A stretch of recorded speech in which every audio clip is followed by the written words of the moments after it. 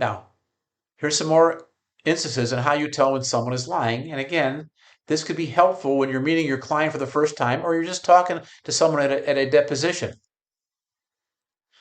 Liars often have trouble keeping their lies consistent. And I had a situation, like I was explaining, about a woman who started telling me something, and then over a couple of weeks, I noticed there was an inconsistency in her statements. That's a red flag that someone is being dishonest with you. Avoiding eye contact. If you're getting into a topic that makes someone feel uncomfortable, where they're not telling you the truth, they're being deceptive, they're not feeling uncomfortable, they're going to avoid making eye contact with you. So look for things of that nature. Body language, like we talked about, fidgeting, things like that, sweating, shaking, subtle things, but be in tune for it and look for these things. Changing the voice, the tone of voice. Maybe their voice gets at a higher pitch. That's an indication that maybe they're being uncomfortable and not being honest with you. Grooming behavior. Some people might start twirling their hair or touching their face or doing different things that are a little unusual. Be on the lookout for those kind of things.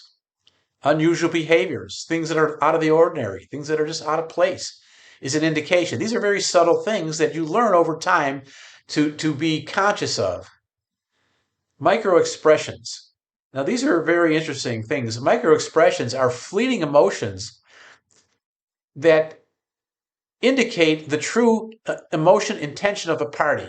So before when they're presented with they're confronted with something that might indicate whether they're being honest on something, their micro expressions might be a real indication on what their emotion is before they get a chance to come up with their story and how they're going to answer your questions. Baseline behavior is really a key. People that take lie detector tests, what they do is they have to establish a baseline.